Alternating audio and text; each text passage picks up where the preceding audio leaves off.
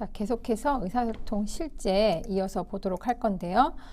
우리가 이제 의심을 표현하는 것까지 우리가 설명을 드렸고, 그 다음에 이제 협력을 제안한다는 거, 이런 거는 대상자에게 일방적으로 간호사가 뭔가를 제공한다는 입장이 아니라 서로 이제 도울 수 있는 당신과 내가 동등한 관계이다라고 하는 상태에서 이제 대상자한테 협력을 제안하는 거죠. 당신한테 불안을 일으키는 것이 뭔지 우리 한번 같이 얘기해 봅시다 라든지, 아니면 남편하고 얘기할 때 의사소통이 잘 안 된다고 했다, 이런 이제 그 컴플레인 했다고 하면 같이 한번 의사소통을 향상시킬 수 있는 방법이 뭐가 있을지 찾아본다, 이런 얘기들을 할 수 있는 거예요. 그래서 대상자한테 일방적으로 어떤 치료 방침을 전달해 준다기보다 같이 협력할 수 있는 그런 제안하는 이런 그 치료적 의사소통 방법에 대한 얘기고요. 그다음에 이제 요약하기라고 하는 거 아까 앞서서 설명했는데, 명료화하기, 요약하기, 요게 이제 어떤 장황하게 말하는 대상자들한테는 명료화를 한다든지 아니면 요약하기를 한다든지, 이렇게 해서 중간중간에 대화 내용을 좀 좁혀서 명확하게 해주기도 하고, 그리고 우리가 여기까지 얘기했죠. 그 다음엔 오늘은 여기까지 얘기했습니다. 이렇게 다음 주제로는 이런 얘기를 해볼까요? 라고 하는 거죠. 그래서 면담을 마무리하는 단계의 중요한 그 의사소통 기술이 요약하기입니다. 그리고 반드시 이제 뭐 마무리할 때만 쓰느냐 하면 그렇지는 않아요. 그래서 이제 너무 대화의 주제가 많을 때, 그럴 때는 중간중간에 치료자가 요약하면서 이야기를 해도 괜찮죠. 그리고 이제 계획을 실행하도록 격려하는 거, 이제 이것도 굉장히 중요한데, 어떤 이제 정서적으로 문제를 가지고 있는 사람들의 문제는 머릿속에 생각이 굉장히 많아요. 머릿속에 생각이 많지만 그걸 행동으로 옮겨서 실행하지 않기 때문에 계속 생각이 꼬리에 꼬리를 물어서 결국은 아무것도 할 수 없는 이런 상태가 되거든요. 그래서 계획을 실제로 대상자가 잘 실행할 수 있도록 이제 격려해 주는 거예요. 자, 만약에 대상자가 어떤 자해의 문제를 가지고 있다. 요즘 청소년들이 이제 놀이처럼 이렇게 그 자해하는 거, 이런 것들도 문제가 된다고 이제 이슈가 돼서 나오기도 하는데, 자해를 하지 않고 관심을 끌 수 있는 방법, 또는 자해를 하지 않고 분노를 조절할 수 있는 방법, 이런 것들이 뭐가 있을까를 이제 얘기해 본다고 하면, 이런 행동을 하지 않고 네 마음에 화가 나는 거, 분노가 일어났을 때는 어떻게 풀 수 있는 방법이 있을까, 얘기를 해보는 거죠. 그리고 이제 그런 문제가 다시 생겼을 때, 그런 상황이 다시 접했을 때 어떻게 하면 조절할 수 있겠는가, 이런 것들을 계획을 세우고 그것들을 실제로 실천에 옮길 수 있도록 도와주는 것이 이제 치료자의 역할이 되겠습니다. 여기까지가 이제 우리가 의사소통, 치료적 의사소통에 대한 내용이라고 보시면 되겠습니다. 우리 시험 범위 중에 이게 중간 기말에 해당하는 것들을 이제 시험 마지막 주간에 한번 올려주긴 할 건데, 이거는 이제 뭐 이번 중간, 뭐 다음 기말 이걸 떠나서 치료적 의사소통 기술은 뭐 조현병 환자의 간호중재, 뭐 우울증 환자의 간호중재, 여러 분야로도 연결돼서 나올 수 있기 때문에 이 부분은 잘 기억을 해 두시기를 바랍니다. 자, 그 다음에 이제 치료적 의사소통이 여기까지였고, 그 다음에 이제 그럼 비치료적 의사소통은 뭐냐? 그러니까 비치료적 의사소통을 굳이 우리가 배울 필요는 없잖아요. 배울 필요는 없지만 비치료적인 의사소통을 알고 있어야 되는 이유는 치료적이지 않은 것을 의료진도 모르게, 치료자도 모르게 대상자한테 전달하고 있다. 그런 건 안 되겠죠. 그렇기 때문에 비치료적 의사소통이 어떤 건지 우리가 알고 있어야 된다, 이런 얘기입니다.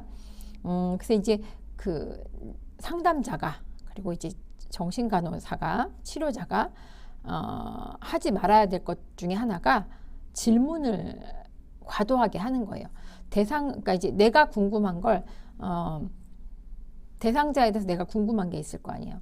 그걸 나의 호기심을 채우기 위해서 물어보는 거죠. 예를 들어서 이제 이 대상자가 이제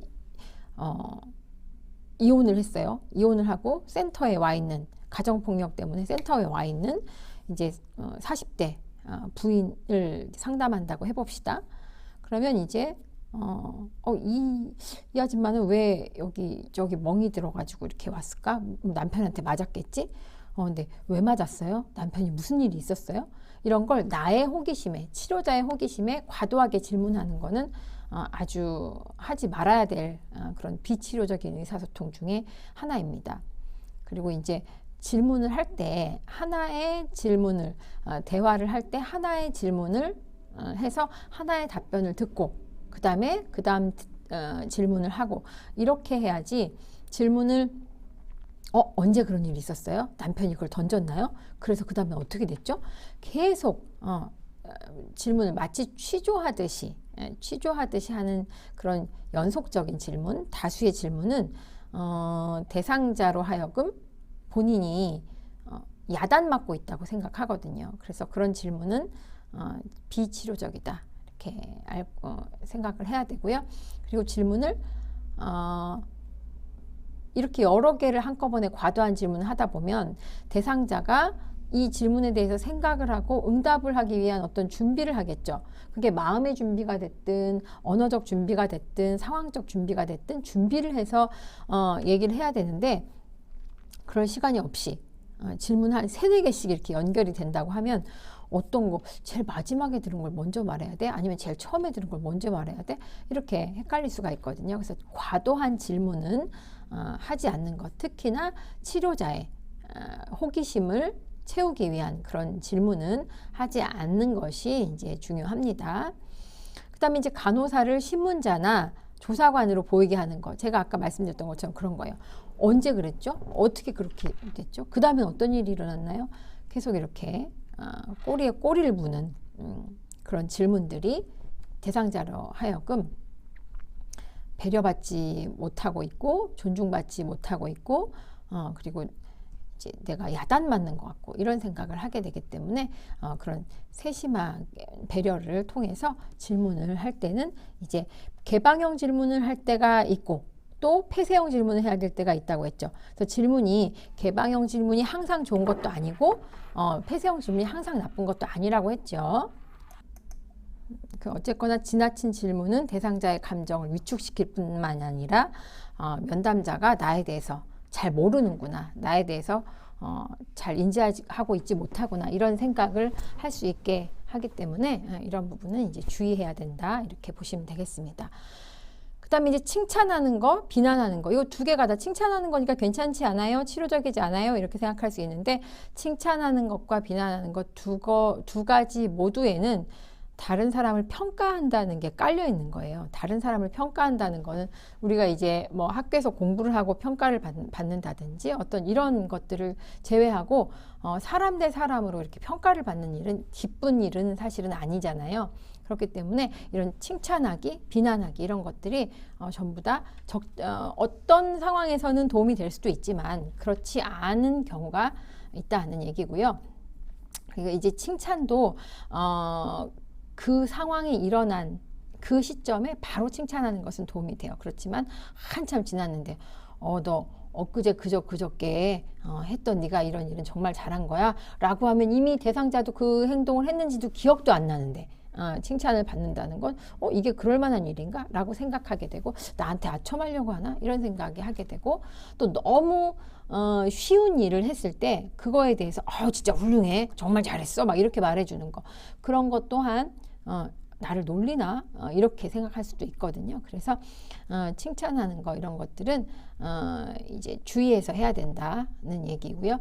그리고 이제 칭찬이 고래도 춤추게 한다 막 이런 얘기가 있잖아요. 근데 저는 그거는 조금 다른 얘기라고 생각하는데 칭찬을 받기 위해서만 또 행동을 하는 일들이 발생을 하거든요.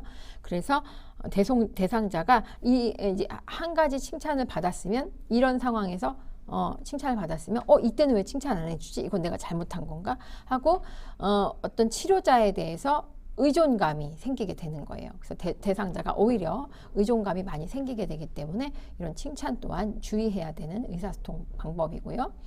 그리고 이제 칭찬하는 거, 비난하는 거 이런 거는 그 밑에 사실은 다른 사람을 평가하는 것이 깔려 있기 때문에 나보다 위에 있는 사람인가, 나를 군림하고 있는 사람인가 라고 생각할 수 있기 때문에 이런 부분도 칭찬, 비난 이런 것들도 이제 비치료적인 의사소통이라고 할 수가 있겠습니다. 그 다음에 이제 우리가 정보 제공하기는 어땠어요? 정보 제공하기. 환자가 태어날 때 이 약은 항우울제로서 이러이러한 부작용이 있고 약물을 뭐 임의대로 뭐 끊으면 안 되고 하루에 한 번 복용하셔야 되고 약물에 대한 쭉 설명을 했어요. 이건 어때요? 대상자한테 필요한 어떤 정보가 되잖아요. 그거는 정보 제공하기라고 해서 우리가 치료적 의사소통 시간에 배웠죠. 지난 시간에 배웠죠. 그렇지만 이 충고하기는 대상자한테 도움이 되는 거는 도움이 되는 가능성이 좀 크죠. 도움이 될 가능성이 크지만 대상자가 지금 그걸 필요로 하지 않거나 또는 대상자가 본인이 할 수 있는 의사결정일 때 그것을 이제 치료자가 조언을 해준다든지 충고를 한다든지 이런 것들은 바람직하지 못한 의사소통입니다. 그래서 결국은 이게 대상자가 자신의 그런 결정 능력이라든지 이런 것들을 방해하게 되고 그리고 충고를 자주 하게 되면 어떻게 되겠어요? 계속 물어보겠죠. 할 때마다 내가 이거 이렇게 하는 게 맞아요? 이렇게 하는 게 맞아요? 하고 계속 대상자한테 의존하게 되는 그런 상황을 만들어주게 되는 거죠. 그래서 충고하기도 좋은 의사소통 방법은 아닙니다. 그래서 이제 대상자가 그렇게 얘기할 때가 있죠. 내가 정말 술을 끊고 싶은데 어떻게 하면 술을 끊을 수 있는지 술을 끊는 사람들 그런 자조 모임이나 이런 걸 참여할 수 있게 도와달라고 요청을 한다든지 아니면 제가 어떻게 하면 술을 진짜 딱 끊을 수 있겠습니까? 라고 한다면 그때는 대상자가 필요한 내용을 전달해 주는 거예요. 그럴 때는 충고라기보다 대상자가 필요한 정보를 전달해 주는 게 되겠죠. 그래서 이 충고하기와 정보 제공하기가 뭐 종이 한 장 차이이지만 그 이면에 깔려 있는 것은 대상자가 그걸 필요로 하느냐, 대상자가 요청했느냐 하는 걸 핵심으로 보면 좋을 것 같습니다. 자, 그 다음에 또 하나가 대상자가 왜라는 질문을 치료자가 하는 거예요. 양정호님 오늘 왜 그런 옷을 입으셨어요? 양정호님 왜 이런 일을 하셨어요? 양정호님 왜 오늘 프로그램에 참여하지 않았어요? 이렇게 왜라는 질문을 받게 되면 여러분들은 어떠세요? 여러분들한테 누가 저는 왜 수업 시간에 그걸 제대로 안 듣고 그래? 왜 그래? 라고 하면 그거에 대한 변명을 하게 돼요. 잘못하고 있다고 지적받는 느낌이 들기 때문에 그거에 대해서 장황하게 설명을 한다든지 아니면 나를 디펜스 한다든지 이렇게 해서 왜라는 질문이 사용이 되면 일단 그 왜라는 질문을 듣는 사람은 잘못을 지적한 것처럼 느끼기 때문에 위축이 되고 그리고 이제 변명을 하게 되고 이런 상황이 되는 거죠. 그리고 이제 전반적인 대화 내용을 이렇게 앞뒤를 가려서 맥락에 맞게 하는 것이 아니라 대상자는 무조건 이제 취조하는 것처럼 느끼기 때문에 위축이 돼요.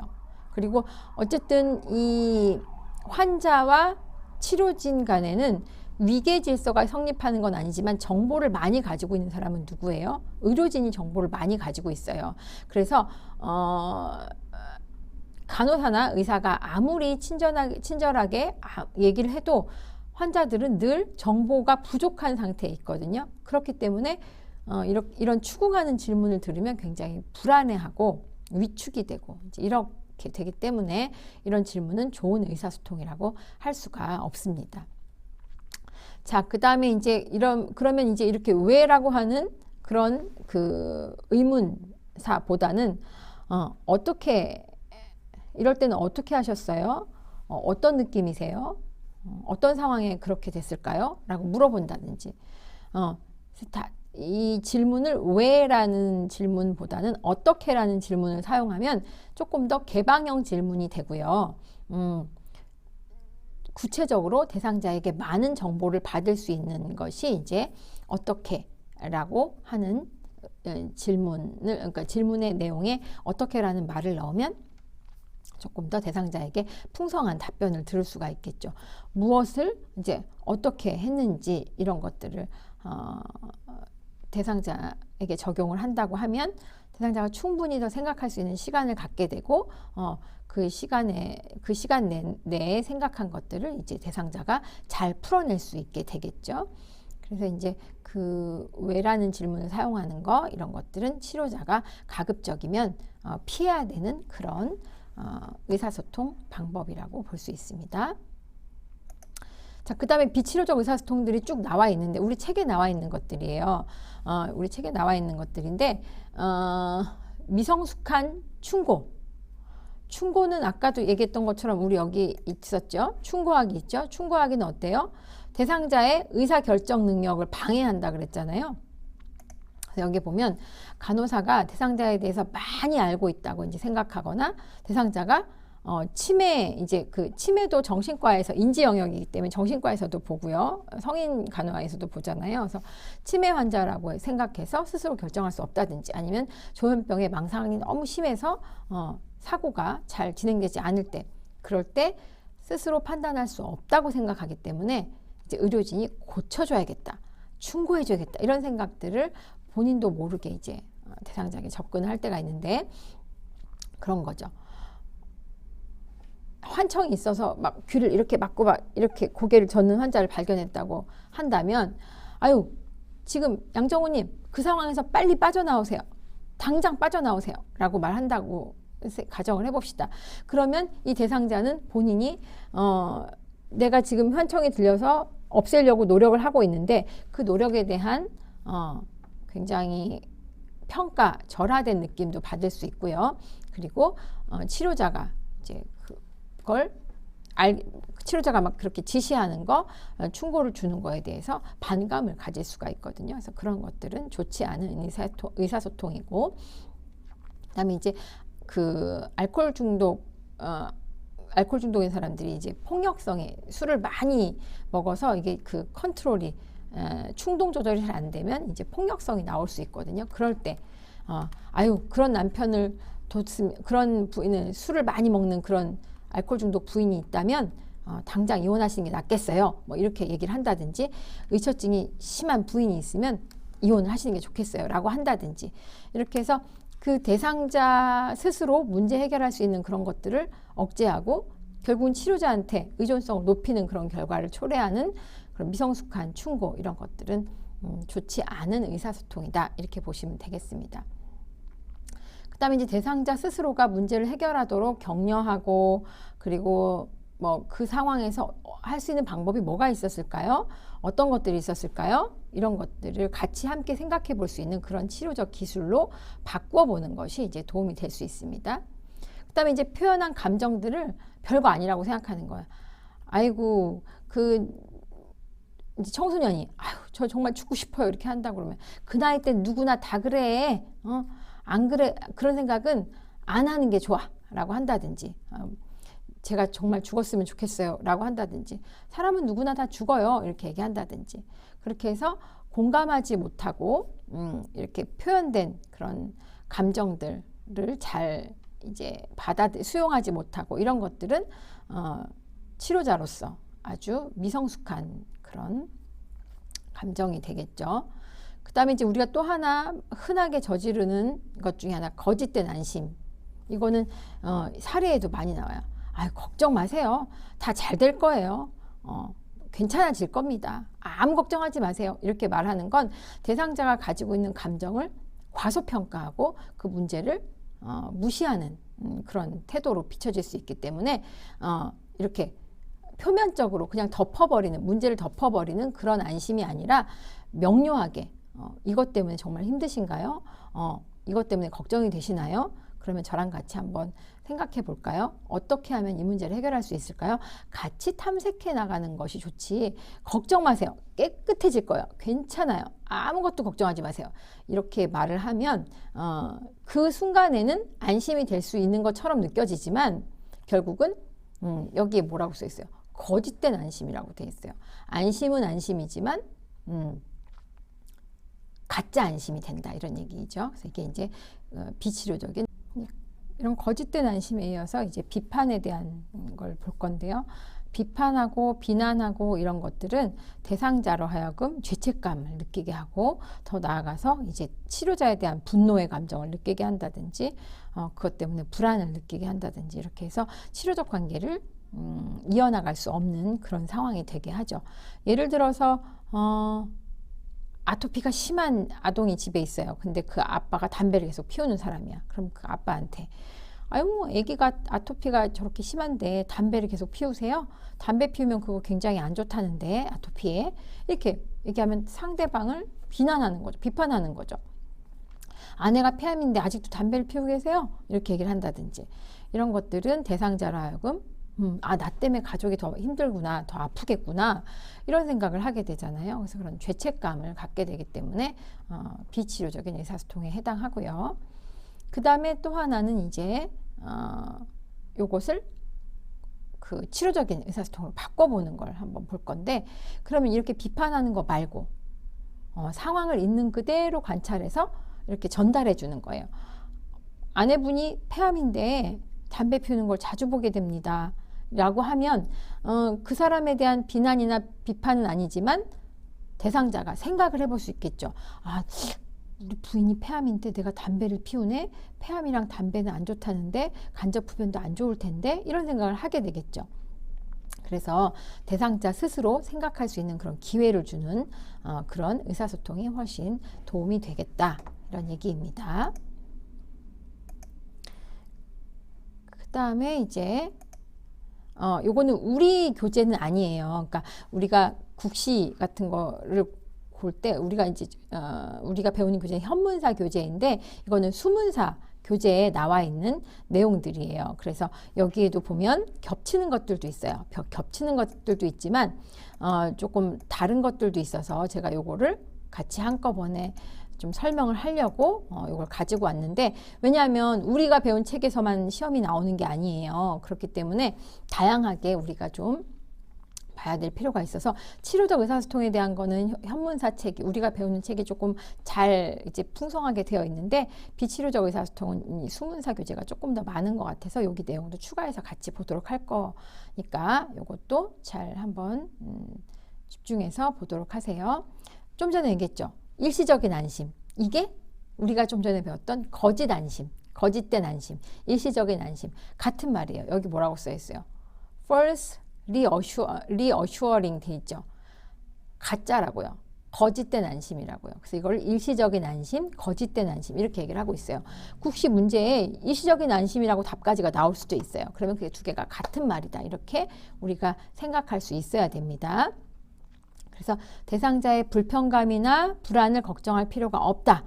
이렇게 얘기를 해주는 거예요. 예를 들어서 대상자가 병원에서 나를 위해서 최선을 다하고 있는 건 알지만 내가 나아지지 않는 것 같아요. 하나도 좋아지지 않았어요. 이렇게 말했다고 한다면 곧 나아질 거예요. 아무 걱정하지 마세요. 괜찮아질 거예요. 곧 퇴원할 거예요. 이렇게 말을 하면 이때는 이제 그 대상자가 하고 있는 걱정이나 이런 게 쓸데없는 걸로 평가 절하를 받는 느낌이 들 거거든요. 그래서 이럴 때는 걱정이 되시는군요. 또는 나아지지 않는다고 느끼시는군요. 이렇게 재준수를 해주든지 아니면 반영을 해주든지 이렇게 해서 대상자에게 공감하고 반영하고 이런 치료적 의사소통 기술이 필요한 거죠. 그래서 이제 걱정에 대해서 충분한 이유가 없다는 거 그렇게 표현이 되기 때문에 대상자는 자기의 감정이 무시당하고 있다고 생각해요. 그래서 이런 거짓된 안심, 일시적인 안심 이런 것들은 일시적인 안심, 거짓된 안심 이런 것들은 좋은 의사소통은 아닙니다. 그리고 이제 그 불필요한 칭찬하기, 비난하기 우리 앞쪽에서 다 봤던 거죠. 여기는 불필요한 칭찬과 비난하기를 하나로 묶었잖아요. 불필요한 칭찬하는 것도 비치료적인 거, 비난하는 것도 비치료적인 거 이렇게 따로따로 보셔도 괜찮아요.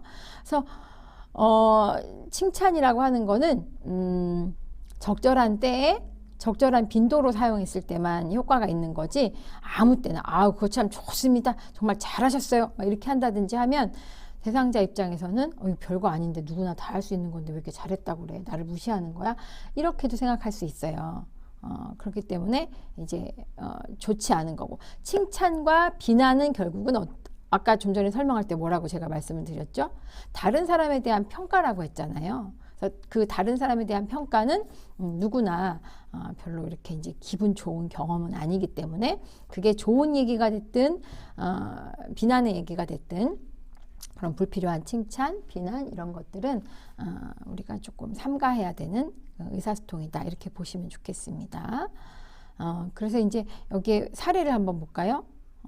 이거 잘못하신 거예요. 그건 좋지 않은 말이에요. 이렇게 얘기를 했다고 하면 그런 말 하면 안 되는 거예요.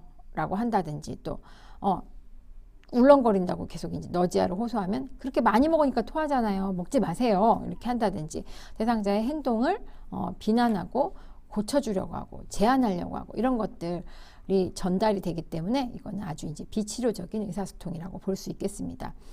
그래서 이제 칭찬하기는 앞서서도 말했던 것처럼 대상자가 치료자의 칭찬에 너무 의존하게 되고 그럴 수 있기 때문에 적절하게 적절한 때에 적절하게 사용하는 것이 좋다, 이런 말씀을 드렸습니다. 그 다음에 이제 또 거절하기가 있어요. 거절하기가 우리 책에 없었는데, 거절하기라고 하는 건 대상자가 느낄 때 내가 거부당하고 있구나, 내가 지금 필요 없는 사람처럼 필요 없는 사람과 같은 느낌을 받을 수 있어요. 그래서 이런 것들은 좋은 의사소통 방법은 아니에요. 대상자가 어떤 걸 이제 간호사 선생님한테 이제 요청했다고 봅시다. 그런데 지금 너무 바빠가지고 그런 얘기 들어줄 수가 없어요. 이렇게 얘기한다고 한다면 제가 지금 퇴원 준비로 바쁘니까 지금 얘기할 수가 없어요. 이렇게 얘기한다든지 하면 대상자 입장에서는 내가 거절당했고 이 간호사한테 내가 불필요한 사람, 쓸모없는 존재이구나 라고 생각을 하게 되기 때문에 이런 이제 의사소통은 바람직하지 않다, 이렇게 보셔야 되겠고요. 그 다음에 지나친 동의라고 하는 거. 동의는 동의인데 excessive하게 어그리한다고 여기 써있죠. excessive assessing이라고 되어 있죠. 대상자한테 충분히 공감을 하고 수용을 하는 것이 아니라 대상자 입장에서는 이제 이게 잘못되면 나도 그렇게 생각합니다, 맞는 얘기죠, 막 이렇게 과도하게 한다고 하면 이렇게까지 나한테 충분히 감정이 잘 표현되지도 않았는데 계속 동의를 받는다고 하면 내가 빨리 말을 끝내야 되나, 이런 생각을 하게 돼요. 그러니까 이것도 바람직하지 못한 의사소통이 되겠습니다. 그래서 지나친 동의, 이런 것도 간호사가 하지 말아야 되는 의사소통 중에 하나라고 볼 수 있어요. 그리고 이제 다른 의견을 이제 내는 거죠.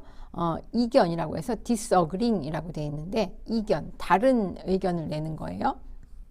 대상자가 생각하고 있는 거, 표현하는 거에 대해서 반대로 상대방을 반박하고 논쟁하는 거예요. 예를 들어서 이제 환청이 심한 대상자가 간호사한테 얘기를 하는 거예요. 저거 보세요, 나를 죽인다는 소리가 들리잖아요, 안 들리세요? 막 이렇게 얘기한다고 쳐봅시다. 그러면 간호사가 그런 소리가 어디서 들린다는 거예요? 나는 안 들린다니까. 그 증거를 대보세요. 이것과 저한테는 그런 소리가 지금 들리지 않아요 라고 말하는 거. 똑같이 소리가 들리지 않는다고 하지만 말에는 뉘앙스나 그런 억양, 톤 이런 것들도 있거든요. 그래서 대상자한테 치료적으로 직면을 시켜줘야 될 때가 있어요. 그리고 그것이 옳지 않다. 지금 여기는 그런 위험한 상황이 없고, 그리고 저 사람은 당신은 해야 하는 사람이 아니다, 이런 것들을 표현해 준다고 할 때도 말이 가지고 있는 뉘앙스, 이런 톤, 이런 것들, 억양, 이런 것들 다 충분히 고려를 해서 이제 얘기를 전달을 해야 되겠죠. 그리고 이제 또 하나 여기 보면 두 번째, 당신이 얘기하는 건 틀렸어요. 당신의 의견에 동의하지 않습니다. 지금 아무 소리도 안 들리는데 왜 소리가 들린다고 하세요? 그건 잘못된 거예요 라고 하는 거, 이런 건 다 이견이기도 하지만 비판이고 비난이기도 하죠. 그래서 그런 것들이 비치료적인 의사소통이고요. 그래서 이런 사례나 비치료적 의사소통의 이런 정의, 사례 두 가지를 다 여러분들이 잘 구분할 수 있어야 시험 문제는 이런 것들이 이제 나오는 거예요. 우리가 시험을 위해서 사는 인생은 아니지만 이런 것들이 우리가 잘 눈여겨봐야 됩니다. 그래서 동의하지 않음은 대상자가 틀렸다는 것을 내포하기 때문에 대상자가 불안을 경험할 수 있고 그 다음에 다른 사람하고 대화하는 걸 더 두려워할 수 있어요. 그리고 계속 방어하기 때문에 저항이 생길 수도 있고 그래서 이런 것들은 비치료적인 의사소통이라고 볼 수 있습니다. 그 다음에 이제 advising 해서 조언하기예요. 조언하기가 항상 나쁜 거라 그랬어요. 그러니까 그 정보를 정보 제공과 조언은 진짜 백지한장 차이라고 했죠. 상대방이 정말로 요청하고 원하고 그럴 때는 우리가 정보가 제공이 되는 걸로 받아들일 수 있어요. 그렇지만 상대방에게 조언한다는 거 그리고 내가 대신 선택해 주는 거 내가 대신 결정하는 거 이런 것들이 전부 다 조언에 포함이 되거든요. 대상자가 이제 예를 들어서 난 아무 쓸모도 없는 존재고 죽고 싶어요 이런 얘기를 한다고 하면 아유 왜 그런 바보 같은 생각을 하세요. 인생 한 번뿐인데 교회에 가서 뭐 말씀도 좀 듣고 절에 가서 좀 참선도 좀 하고 이런 걸 해보는 게 어떠냐고 이렇게 조언을 하는 거예요. 근데 여기서 이제 예를 들어서 대상자가 내가 아무 쓸모없는 존재처럼 여겨져요. 제가 이런 생각을 안 하고 싶은데 어떤 방법이 있을까요? 라고 물어본다고 하면 그때는 참선을 한다든지 뭐 교회에 가서 설교를 듣는다든지 어떤 이런 방법들을 제시해 줄 수는 있어요. 그렇지만 대상자는 지금 그냥 쓸모없는 존재고 죽고 싶다고 얘기를 했으면 이때는 수용하고 공감해 주는 의사소통이 필요한 거예요. 그래서 지금 죽고 싶은 마음이 드시는군요. 아무 쓸모없는 존재라고 느껴지시나 봐요. 이렇게 얘기를 할 수 있는 거죠.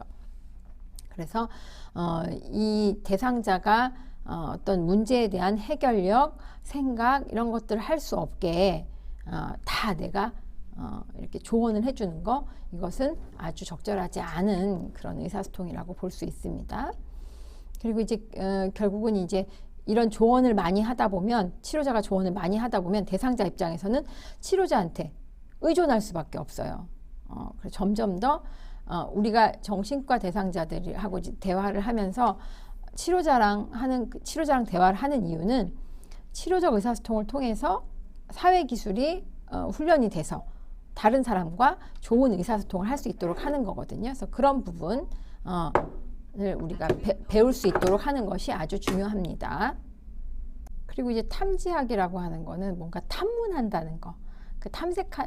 탐색하는 거는 깊이 있게 심도 있게 질문한다고 해서 우리가 치료적 의사소통에도 배웠었잖아요. 그래서 여러분들이 이게 어떤 그 용어이다. 그 이제 다 영어로 되어 있고 그걸 우리말로 번역을 하면서 이제 뭐 그 어떤 용어는 명확하기도 하지만 어떤 용어는 그 원문이 그 원어가 더 정확할 때가 있거든요. 그래서 여기서는 탐지하는 거예요. 뭔가 꼬치꼬치 묻고 신문하듯이 물어보는 거. 탐색하기랑은 좀 다른 겁니다.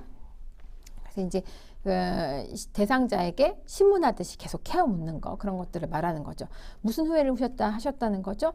죄는 무슨 죄란 말씀이시죠? 뭐 이렇게 계속 이제 대상자가 얘기하는 거 한 가지를 얘기했다면 그거에 대해서 꼬치꼬치 신문하듯이 물어보는 거. 그건 오히려 대상자가 자신에 대해서 침해당했다 이렇게 생각을 할 수 있기 때문에 그런 부분을 우리가 좀 잘 의사소통을 할 때 그런 부분을 가려서 해야 된다.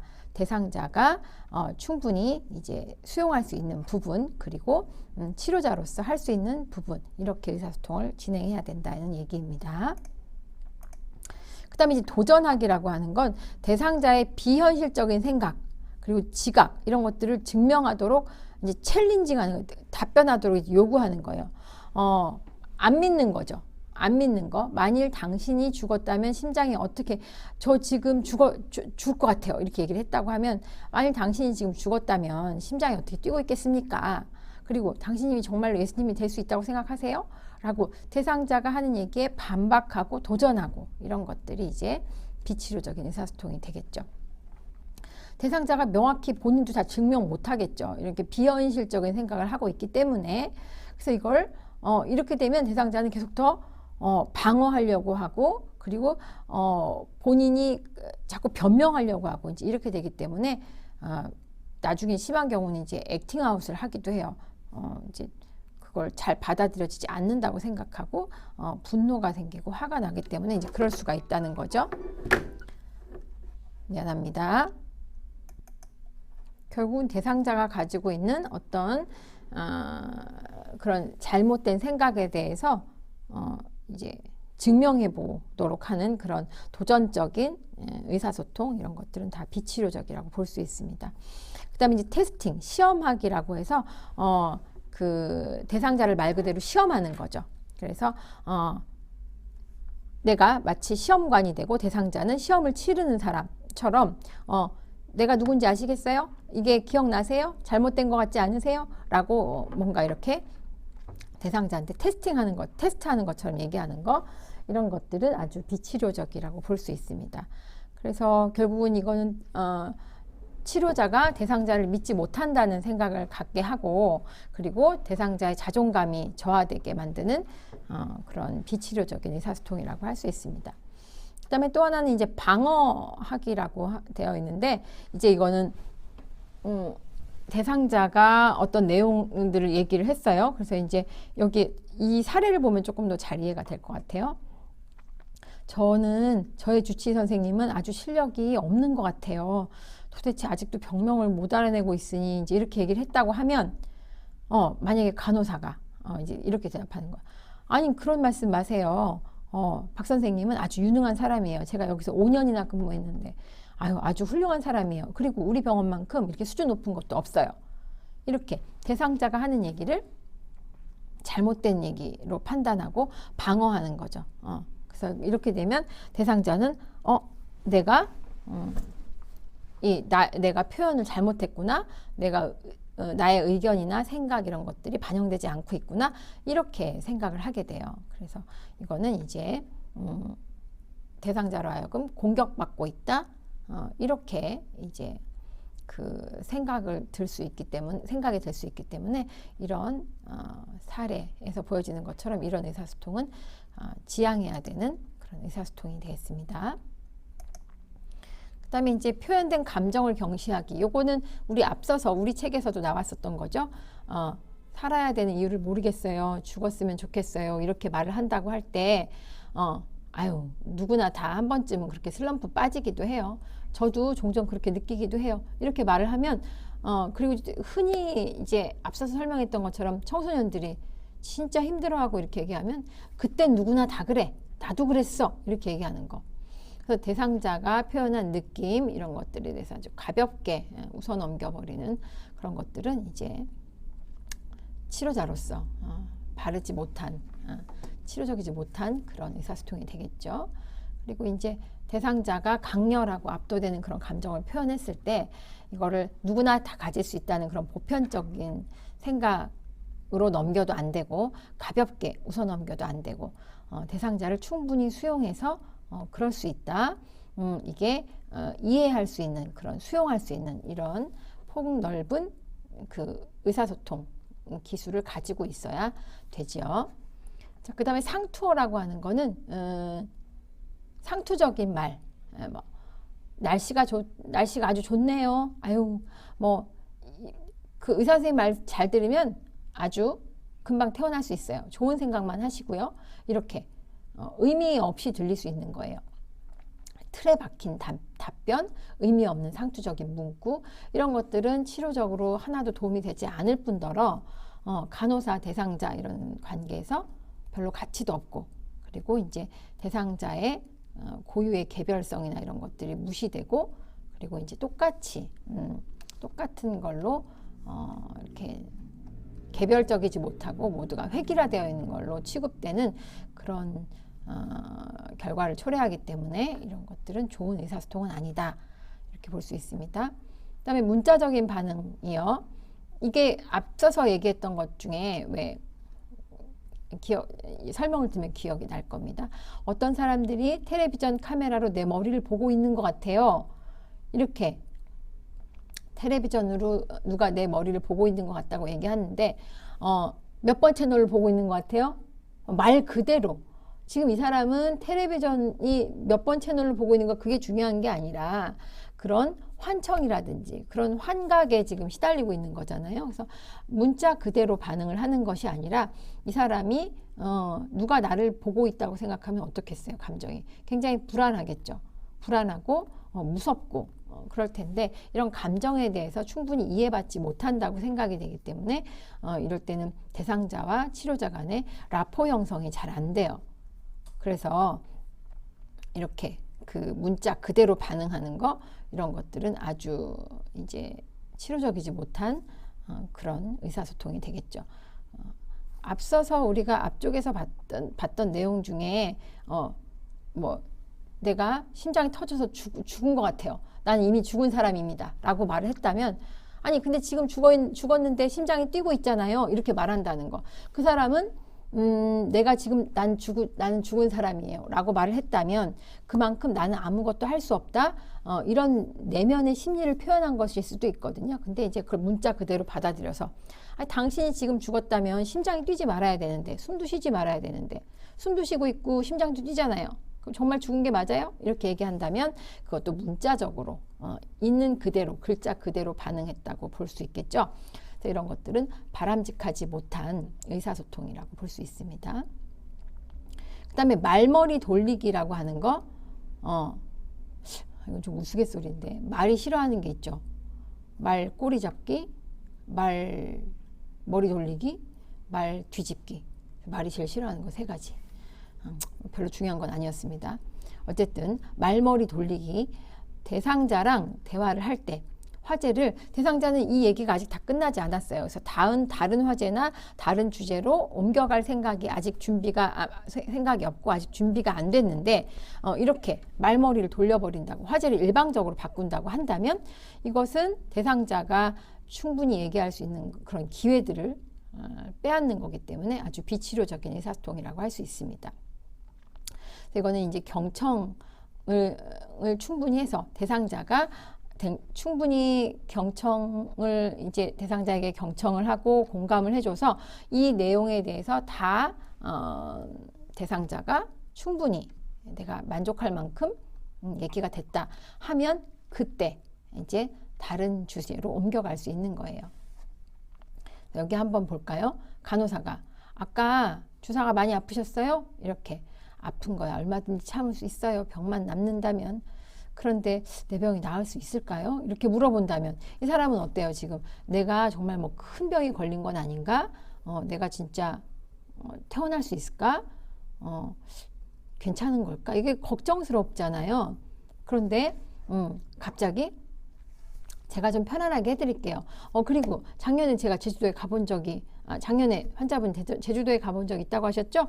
갑자기 이 사람은 지금 내가 병이 나을 수 있을지 없을지가 궁금한데 갑자기 여행에 대한 얘기를 한단 말이에요. 그러면 대상자는 본인이 지금 하고 싶은 얘기, 듣고 싶은 얘기가 마무리가 되지 않은 상태에서 화제가 전환이 됐으니까 이런 거는 바람직하지 못한 의사소통이라고 볼 수 있습니다.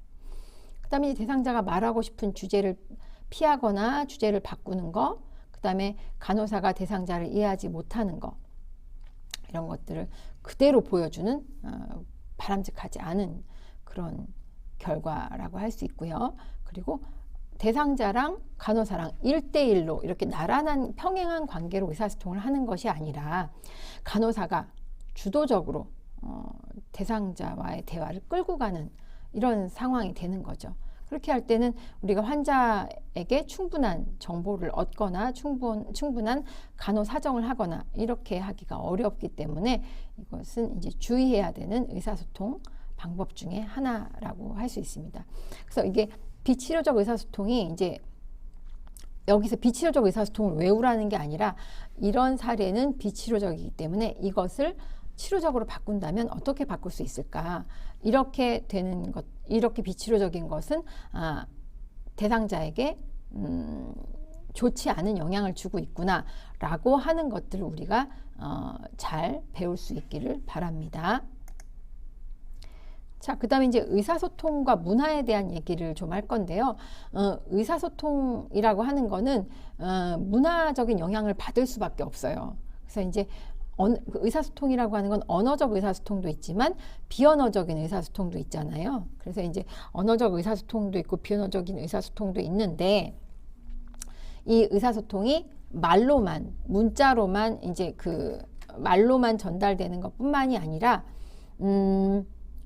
어떤 감정을 표현할 때 어떤 문화권에서는 막 이렇게 포옹을 한다든지 뭐 이렇게 볼에다가 가볍게 뽀뽀를 한다든지 이런 것들로 의사소통을 할 수 있잖아요. 근데 그런 것들이 받아들여지지 않는 문화권도 있다는 거예요. 그래서 이제 뭐 히스패닉 문화에서는 감정 표현을 좀 격하게 하고 그렇게 해도 그거 괜찮게 다 허용이 되지만 이제 중국이나 우리나라, 일본 같은 경우는 조금 더 이제 그 좀 침착한, 조용한 그런 표현을 선호한다. 이렇게 이제 여기 되어 있죠. 그다음에 이제 눈 맞춤을 사용한다고 하는 거는 이거는 또 굉장히 좀 중요한 거예요. 근데 이제 왜 도전적으로 다른 사람의 눈을 바라보는 거를 제외한다면 다른 사람하고 대화를 할 때 이렇게 이제 눈을 마주치는 것은 이제 대부분의 경우에는 긍정적인 이제 그 의사소통, 의사 전달이 되는 거죠. 그런데 왜 이렇게 아랍 이렇게 히잡 같은 것으로 눈만 내놓고 다니고 이제 그런 경우도 있잖아요. 그래서 그런 문화권에서는 다른 사람 눈을 이렇게 응시한다든지 그런 것들이 또 좋지 않은 의사 전달로 받아들여질 수 있으니까 문화적인 영향이 좀 크다 이렇게 볼 수 있어요. 또 하나는 어떤 게 있어요? 신체 접촉하는 거는 더 훨씬 크죠. 의사소통 방식의 문제도 있었지만 신체 접촉하는 거는 또 다른 문제이거든요. 어떤 문화에서는 손 잡는 거, 왼손으로 악수하는 거, 오른손으로 악수하는 거 관계가 없는데 어떤 문화권에서는 손을 어느 쪽으로 잡느냐 정말 그 무례하게까지 느껴지게 하는 그런 그 문화권도 있죠. 그래서 이제 대상자가 편하게 생각하는 정도 이런 걸로 해석을 좀 다양하게 할 수 있고 그리고 이제 면담할 때는 우리가 그런 경우가 있어요. 이제 진정하시죠 라고 이렇게 어깨를 뭐 가볍게 두드린다든지 손을 잡는다든지 그런데 그게 항상 치료적이지는 않아요. 정신과 대상자들에게 그래서 혹시 파라노이드한 사람들, 다른 사람을 잘 못 믿고 의심하고 이러는 경우의 사람들은 신체 접촉을 굉장히 깜짝 놀라기도 하고 두려워하기도 하고 그렇거든요. 그래서 신체 접촉하는 거 그런 것들은 특히나 면담할 때 이런 것들은 사생활 침해로 오해받을 수 있기 때문에 이런 부분은 라포가 많이 형성됐을 때 그래서 그 상대방이 어떤 성향인지 좀 충분히 알게 됐을 때 그럴 때는 이제 신체적 접촉이 가볍게 손을 이제 잡는다든지 어깨를 두드린다든지 이런 것들이 허용이 될 수 있지만 그렇지 않은 경우에는 잘못 해석이 될 수 있으니까 그리고 이제 성적인 것으로 해석될 수도 있어요. 저 간호사가 날 좋아하나? 이렇게 생각할 수도 있거든요. 그래서 이런 부분은 우리가 주의를 해야 되고요. 그다음에 이제 성별이라든지 나이라든지 계층이라든지 이런 것들에 따라서 그 나라나 그런 이제 문화나 이런 것들에 따라서 신체 접촉이 다르게 해석될 수 있어요. 초등학생들한테 우리가 이렇게 아유 잘했다고 이렇게 칭찬해서 이렇게 머리를 쓰다듬을 수 있죠. 근데 고등학생한테 이렇게 하면 좋아하나요? 좋아할 수도 있을라나요? 여러분들한테 아유 잘했어 이렇게 하고 제가 만약에 이렇게 머리를 막 쓰다듬는다고 해보세요. 기분 안 좋을 것 같거든요.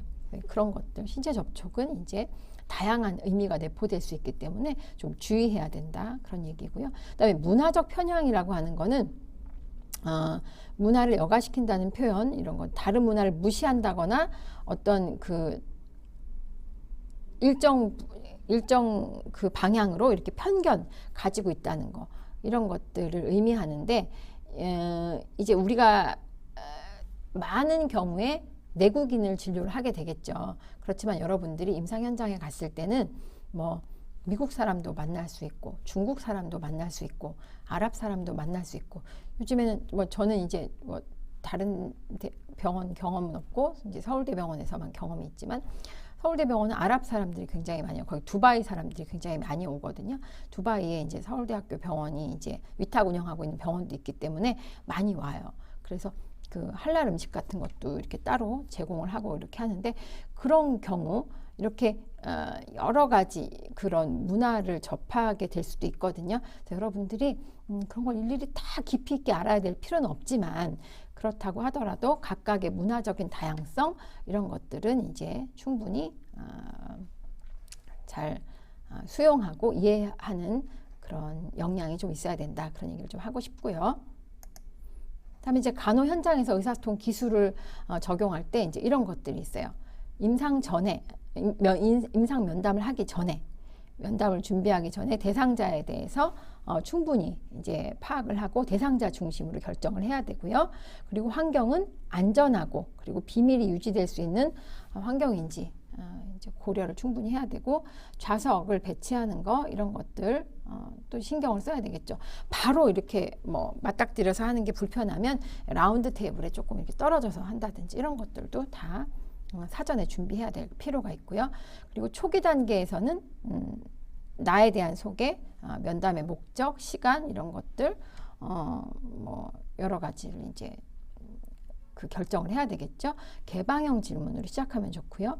면담할 때 이제 유용한 지침에서 이제 뭐 이런 메이어와 데이비스가 했던 얘기들이 있죠. 간단하게 말하고 아무것도 차라리 모를 때는 말하지 말고 의심이 들 때는 감정에 집중을 하면 맞을 거고 충고는 말고 질문에 이제 의지하는 거 내가 어떤 말을 해야 되지 어떤 질문을 해야 되지 이런 거에 너무 집중하지 말라는 거 비언어적인 단서를 잘 보라는 거 그리고 상대방에게 초점을 맞춰줘야 된다 이런 것들이 이제 초기 단계에 필요하고요.